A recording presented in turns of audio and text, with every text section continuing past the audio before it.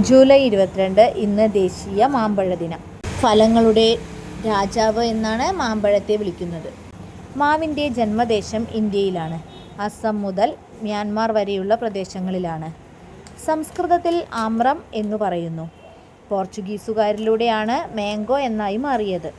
ഇന്ത്യയുടെ ദേശീയ ഫലമാണ് മാങ്ങ. പോർച്ചുഗീസുകാർ ബ്രസീലിലേക്കും ആഫ്രിക്കയിലേക്കും എത്തിച്ചു.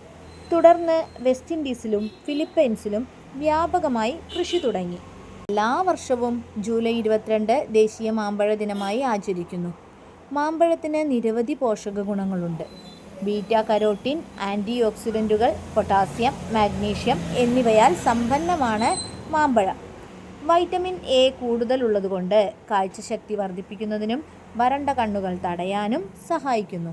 ദഹനം, പ്രതിരോധശേഷി, ചർമ്മാരോഗ്യം എന്നിവ വർദ്ധിപ്പിക്കുന്നതിനും രക്തസമ്മർദ്ദം, കൊളസ്ട്രോൾ എന്നിവ കുറയ്ക്കുന്നതിനും മാമ്പഴം വളരെ നല്ലതാണ്.